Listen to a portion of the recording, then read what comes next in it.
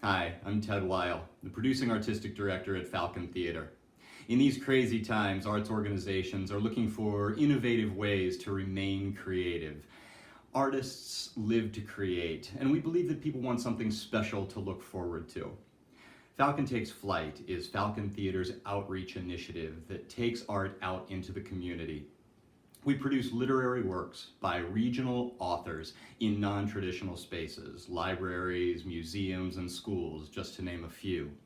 The pieces are presented as readers' theater, actors standing in front of an audience, using their voices to bring the words on the page to life.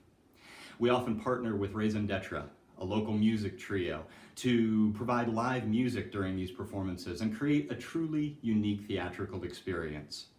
Earlier this year, we presented Coal Town Photograph, poetry by Pauletta Hansel, the first poet laureate of Cincinnati. This will be the first of our online offerings designed to provide an alternative to traditional theatrical entertainment. We hope you enjoy Coal Town Photograph, presented by Falcon Theater, Raison d'Etre, author Pauletta Hansel. Our actors today are Dirkes, Holly Sauerbrunn, and Tracy Schoster.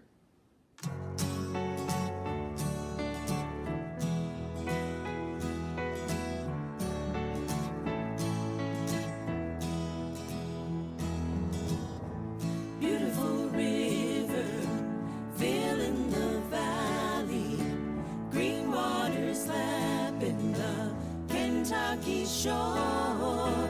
A curtain of fog makes a wall at the river, but that won't keep them away from our door.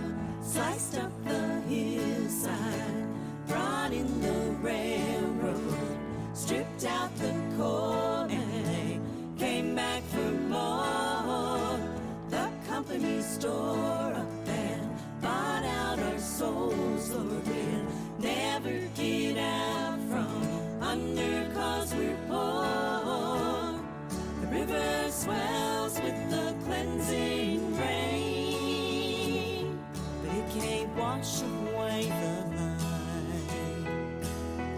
Curl of smoke from down the path, another train's coming by,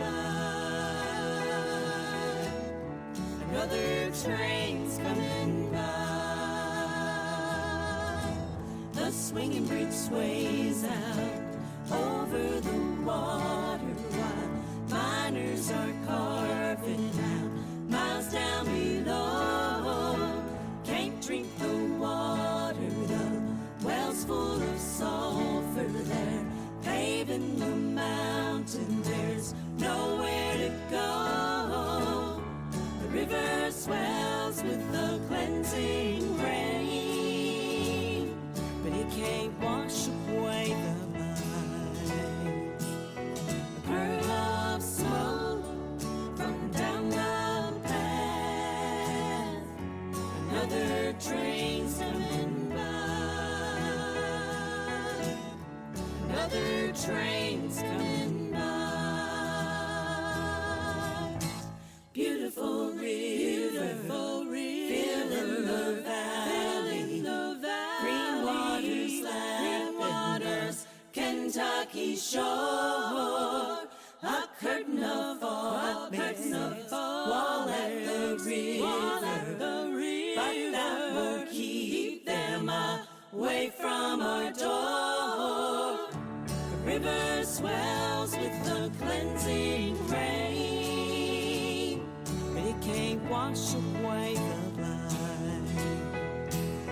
A pearl of smoke from down the path, another train's coming by,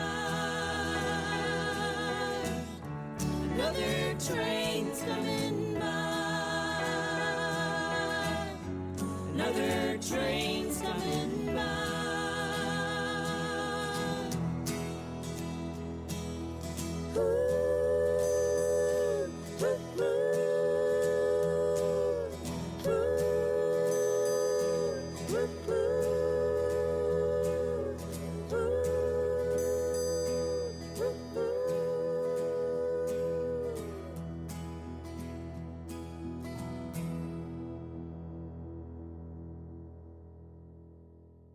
We have so many ways to share images in this era of digital photography. We can make slideshows to play on electronic picture frames, create a series of pictures to serve as a screensaver on our personal computers, and upload any number of images to social media sites like Facebook, Snapchat, and Instagram.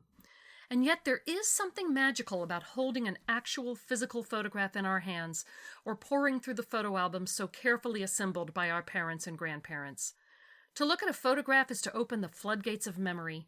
Our minds fill in the details that existed just outside the frame. Of special interest are the pictures of ourselves from decades past, our first bicycle ride, the family Memorial Day picnic, our brother on his way to the senior prom, and Dad standing next to his new car. Photographs can awaken memories of the things we once had, that special G.I. Joe action figure found under the Christmas tree or that lovely white dress worn to First Communion. Pictures can also remind us of what we've lost, the house that is no longer standing, the grandmother who passed on years ago, and of course, ourselves as we once were. In Coal Town Photograph, Pauletta Hansel is sharing her family photo albums with us.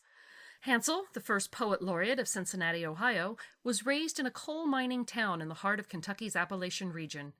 The poems in this book provide snapshots of the place as it was and as it is now, just as they show us pictures of the poet herself, both past and present. There is sadness here over things lost, crumbled, and left behind, but there is also the memory of loveliness. Colorful flowers growing through cracks in sidewalks, shiny patent leather shoes worn on Easter Sunday, a bright red apple. When we read her poems, we see these images just as surely as if we were looking at photographs in a leather album, and we recollect the photographs we carry in our own memories. Past and present come together to remind us that where we come from contributes to who we are, and, to quote Pauletta herself, everywhere there's some sort of beautiful. The river. On one side of the road there was the mountain, sliced open and hollowed in places to make room for more road, and on the other side the river, though nobody called it that. Behind the dairy bar, the turnaround spot for the older kids' nightly cruising, it was a sewer. In the spring, when the rains brought down runoff from the mines, it was a flood, claiming from our neighbors' basements the things they'd put away for later. Picture albums, worn quilts, and Mammal's Singer sewing machine. Afterwards, pieces of cars, mildewed sheets, and Pampers all found their way to the banks, or to the peeled branches of sycamores hanging above. Leaving the dairy bar, the Knot River wandered through town, splitting it into unequal halves.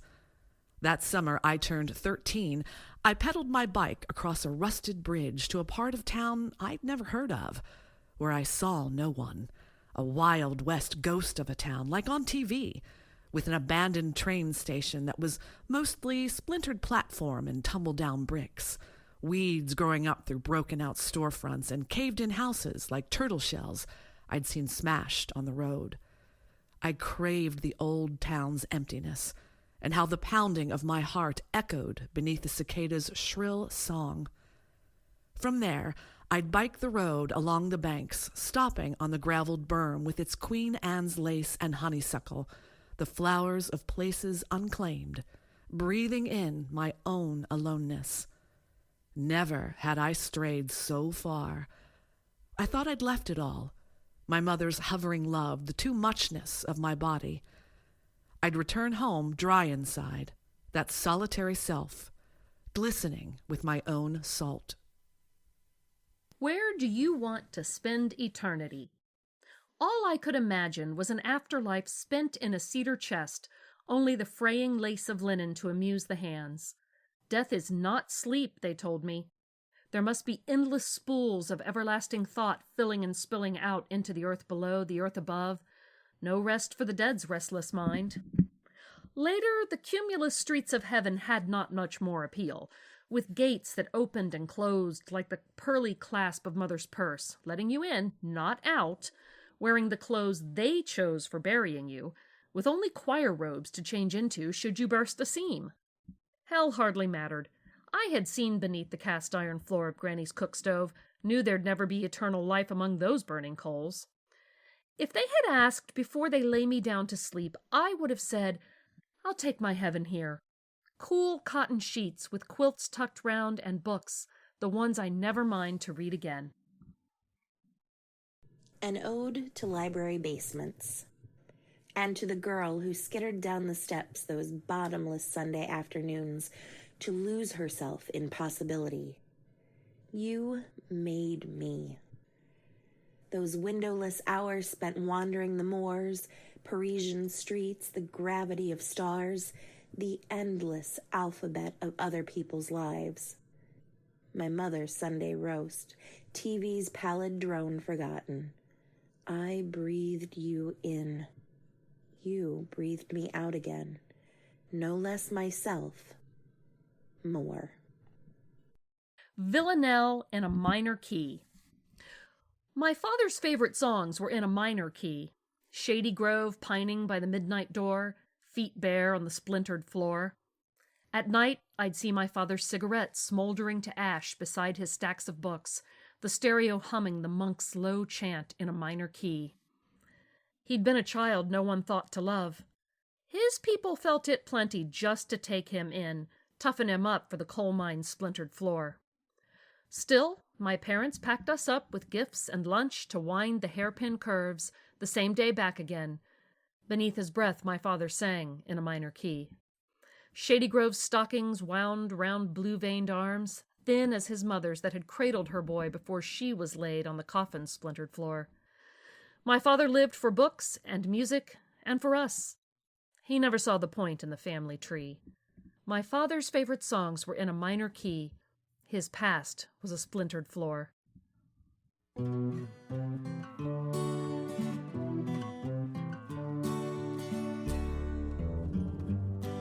Daddy scoots across the floor. He wheels that big cart round the store. Though he can't see much anymore, he's got so much to look for. There's just so much to look for. He's not the same as way back when, but he's his braver self again. He's hoping somewhere around the bend he'll find a new beginning, new beginning. Mama moves from place to place, that patient look etched on her face. A notebook filled with names and prayers for grace, a circle just for healing, a circle just for healing. She's not the same as way back when, but she's her braver self again. Believing somewhere around the bend we'll find a new beginning, new beginning. So on in time we go. That clock isn't moving slow like we are, and we know. Whoa, whoa, whoa, whoa, whoa. I push a rock on up the hill. It tumbles down almost at will.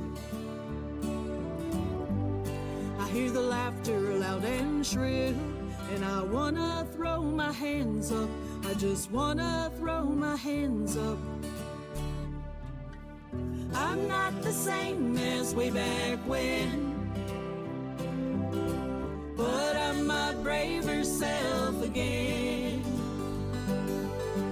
And when that rock rolls down the hill, I find a new beginning, new beginning. I'm on the dock, I miss the boat. Some of my friends are gonna gloat.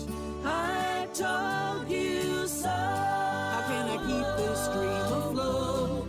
Beside an empty harbor, beside an empty harbor. I'm not the same as way back when, my braver self again. And when my ship comes rolling in, I'll find a new beginning.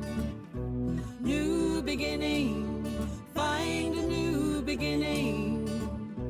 New beginning.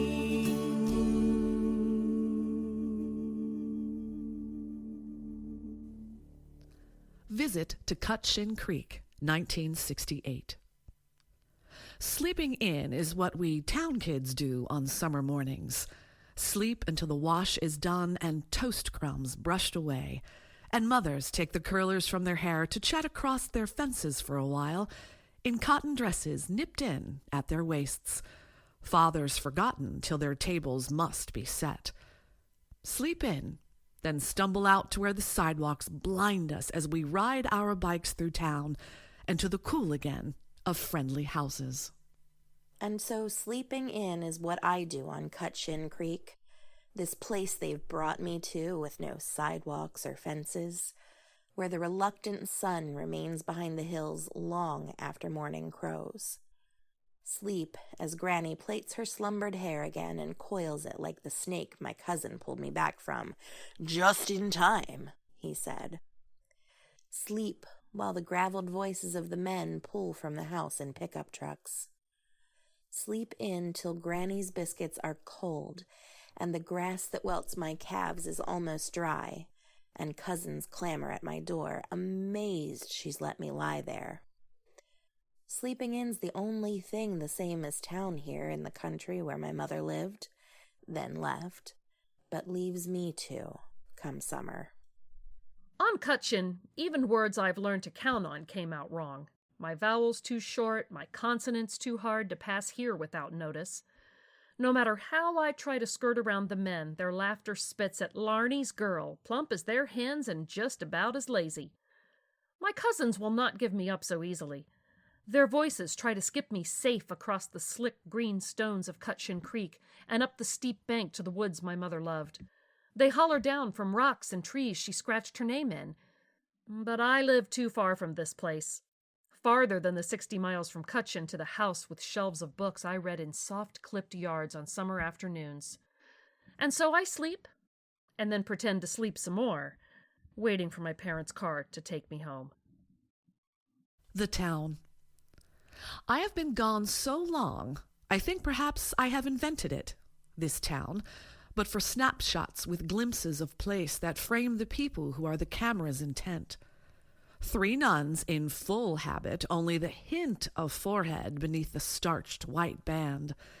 Behind them, steps and the wall of a church or a school, a sidewalk where Easter patent leathers dance, a doorway where I stand, my hair in its passage from white blonde to nearly black. All the rest is memory.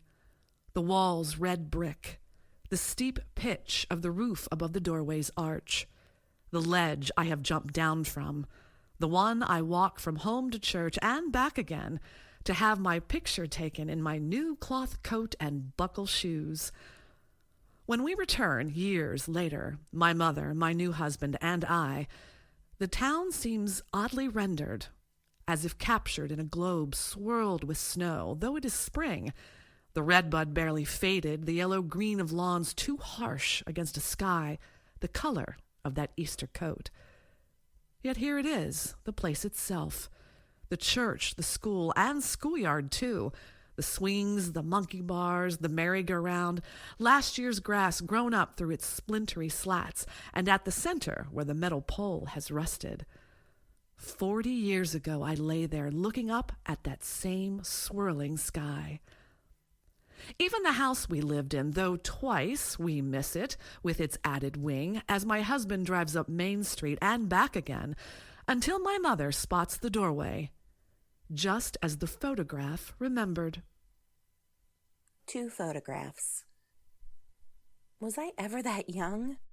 And aren't I now, the way a flower late fall still holds the seed? That girl, big hair, big glasses, big life rising from the girl squeezed into the margins of the other picture. My mother in the shadow of the kitchen's stone chimney, everybody's mouth closed tight. My mother made me that dress I wear in the one, and her mother made the one she wears in the other, and on behind us, though it stops with me. Small town girl rap. She's from the backside of nowhere, not like you'll ever go there. Mountains on the both sides, town down where the rocks slide. What's a girl to do but get up out of here? She's from a town with one stoplight, not a thing to do at night, but cruise around the dairy bar in somebody else's car. What's a girl to do but head up toward the city lights? She's from a place you don't go back to, not unless you have to. Move into your old room. Mom says Dad will pass soon. What's a girl to do but what she's got to do? Coal town photograph. I am from a place divided from itself, back stoop from storefront window lit to hide the shadow of the mountain. I am from the crack in the framed picture. Which side are you on? The gone or the left behind? I am from a place that could not hold me, never even tried. Come morning, mist of evening rain, a ghost above a mirrored sun. The city. After the rain, the alley smelled of wet screen door. The city stink of piled up garbage and exhaust washed nearly clean. She noticed this only in spring. By summer, the rain, when it came bucketing down, made thick mud of the foulness. The city dug in its heels, spread its muck like her memory of a garden's red clay. Next year at this time we'll be long gone, her father would always say. She'd watch his words dry out and harden, crumble to dust and away. Does he remember last year and the years before the same parched yearning? Yet her mother only nodded. Next year we'll be home for sure, she'd answer, patting his oil-lined hands.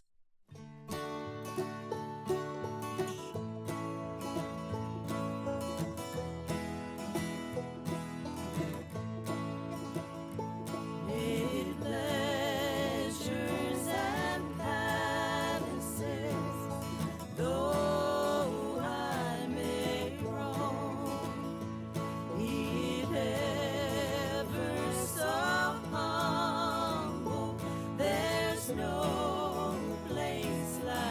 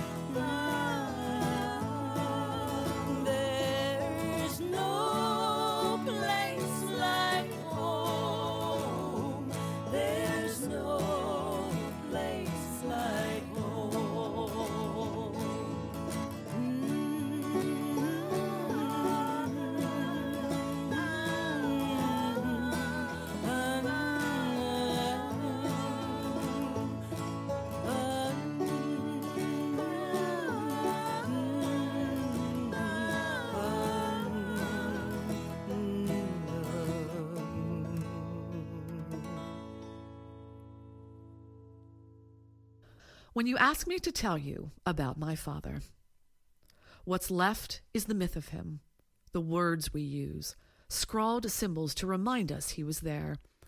A jumble of body parts, skinny legs, a lap, eyes that were not his without the glasses that left permanent dents on his Christmas bulb nose. And if he was the heart of us, he turned into a broken heart, too full for its cage. A broken everything. Left shoulder, right hip that would not stop him from walking. He had a high threshold for pain, though his mind was drowning in it. A river pouring through the doors, and anybody close would have to get a little wet. Did I forget to tell you about his mother who died of the consumption? His father who'd come around to drink the money from his piggy bank? Myth, more myth, but that doesn't mean it wasn't true. Did we talk about his books or just the Lexapro? Before then, the I'm okay, you're okay that saved his life back in the 70s? I know we talked about the churches that he left, though it was never about leaving God, who'd spoken just to him, told him to read. Books again, more books, so many books we carted out the door, boxes of them in the weeks before and after. Did I tell you there was one that slid off his lap when he died? That has to be a symbol of something. The book, the way it kept getting lost and being found. Afterwards, my mother saved it, labeled with a note she'd written on a sticky from a memo pad, printed with the words, "Things to do." But we found it in her basement, clearing out her stuff in a pile left for the trash. Mind, an essay on human feeling, the abridged edition. He'd got it secondhand, his name scrawled beneath the price tag on the flyleaf. And it says there in the foreword, quote, "Any abridgment has its unhappy compromises." And this story I'm telling you, it is not my father. It's only what is left. The road. Where I'm from, everybody had a flower garden, and I'm not talking about landscaping. Those variegated grasses poking up between the yellow daylilies that bloom more than once. Even the rusted-out trailer down in the green bottoms had snowball bushes that outlived the floods. Even the bootlegger's wife grew roses up the porch pillar, still flecked with a little paint, and in the spring her purple irises rick-racked the rutted gravel drive. Even the grannies changed out of their house dresses to thin the sprouts of zinnias, so come summer they'd bloom into muumuus of scarlet and coral down by the road. Now, driving the road that used to take me home, I think how maybe it's still true. Everybody says down here it's nothing but burnt-out shake and bakes and skinny girls looking for a vein, but everywhere I look, there's mallows and glads, begonias and rubber tire planters painted to match, cannies red as the powder my mother would pat high on her cheekbones when she wanted to be noticed for more than her cobblers and beans. Everywhere there's some sort of beautiful somebody worked hard at, no matter how many times they were told nobody from here even tries. When she was done, there'd be one long bright coil, shiny red as the blood she'd never prick free with her paring knife, and then quick sliver moons of wine sap in the fall. Any time else, whatever she'd choose from the produce bin for what it was not, too soft or too sweet, and never a cutting board.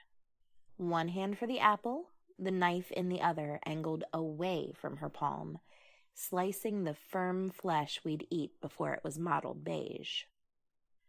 I never learned her trick. I never needed to try.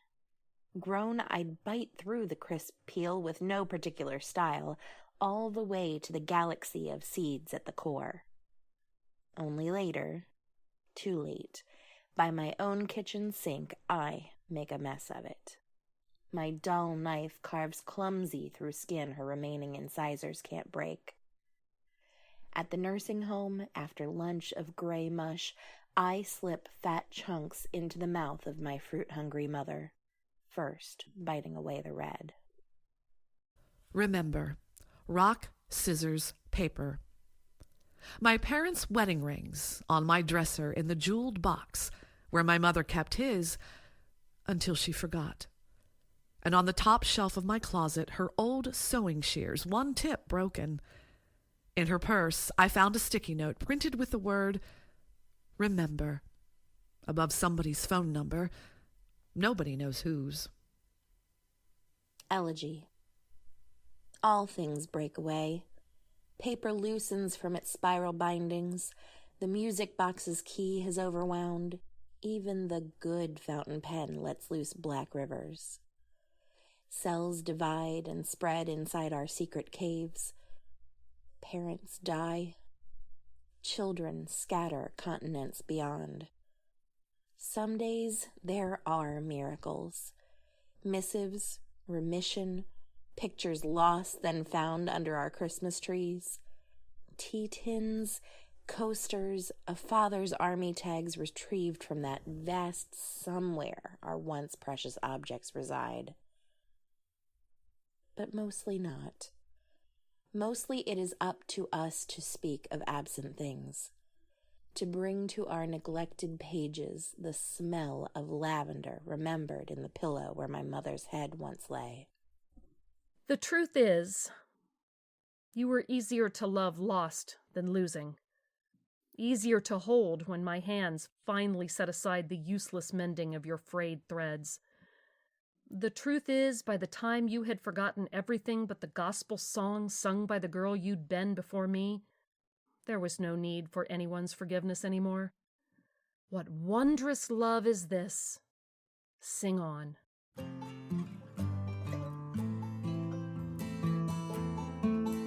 On Jordan's stormy banks I stand and cast a wishful eye to Canaan's fair and happy land where my possessions lie. I am bound for the promised land. I am bound for the promised land. Oh, who will come and go with me? I am bound for the promised land. Oh, the transporting rapturous scene that rises to my side. Sweet fields arrayed in living green and rivers of delight. I am bound for the promised land. I am bound for the promised land. Oh, who will come and go with me? I am bound for the promised land.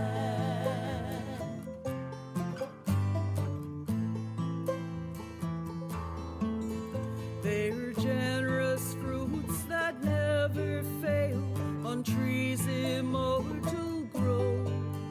They're rocks and hills and brooks and vales with milk and honey flow.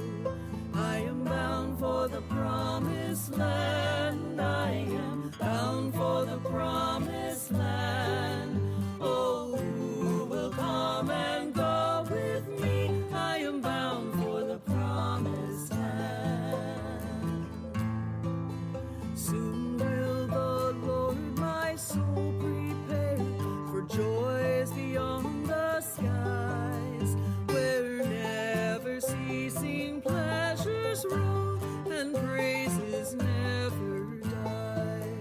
I am bound for the promised land. I am bound for the promised land. Oh, who will come and go with me? I am bound for the promised land.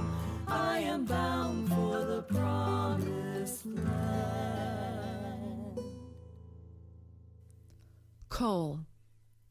By the time I knew that coal was something more than grit and fire in the belly of the house, and had been held in deeper vessels than the bucket that once sent me sprawling down the cellar steps, and on then to the gleaming room where the doctor stitched a crescent moon above my eye. By the time that coal was more than just the crack in Daddy's windshield, black rocks flung from trucks careening daily up and down our narrow road, the coal that lined the bellies of the mountains, where our houses, perched precarious as hawks' nests, or nestled in the hollowed places at the joining of those hills, was spent. Only the ashy seams stitched just below the sassafras and pine, Beneath the redbud, dogwood, hickory, and ferns, under the leaf-mulched soil and sandstone still endured.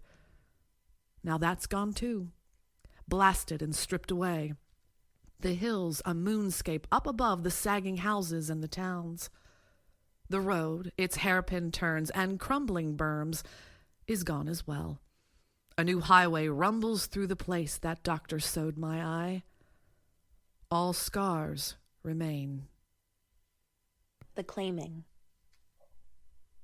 On my way out of town, my car idling at the curb, I stand where I have stood before, beside the empty yard. My car waiting by the worn curb, I look across the rise and fall of road beyond the yard, emptied of my family's home. Across the rise and fall of road, I look to the cut hill above the town, my family's last home, and something in me settles. The cut hill, the town, my own, although I never claimed it, and something in me settles like dust into the place where what was held is gone, my own, unclaimed. Now everything and everyone who bound me here is dust. The place where I was held is gone. The girl I was, though I called myself a woman. Everything and everyone unbound. I once believed, almost, the lives I lived in houses left behind, the I who was the girl who called herself a woman, were still there waiting for me to return. I believed, almost, the lives in houses, left behind whenever I had wanted, waited, still, for my return. Those rooms, the self they'd held, and whenever I wanted, although I had never wanted, those rooms, the self they held, would still be mine. Although I never wanted that girl, her body that my own refuses to remember, she once was mine. That air that wrapped itself around the girl body that my own refuses to remember, her memory lodged only in mind. This air whipping round is all that's left to carry memory. Mine. And I can believe, almost, a time when none is left to know I've ever been here. I can believe, almost, it's time, on my way out of town, with nothing to show we've ever been here, where I have stood before. I am a poor wayfaring stranger, traveling through this world of woe. There is no sickness, toil, or danger in that fair world to which I go. I'm going there to see my father. I'm going there, no more to roam. I'm just a going over Jordan. I'm just a going over home.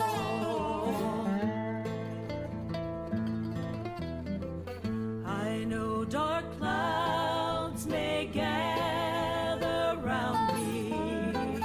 I know my way is rough and steep. Though beauteous fields lie just before me, where God's redeemed their vigils keep. I'm going there to see my mother. She said she'd meet me when I come. I'm just a going over Jordan. I'm just a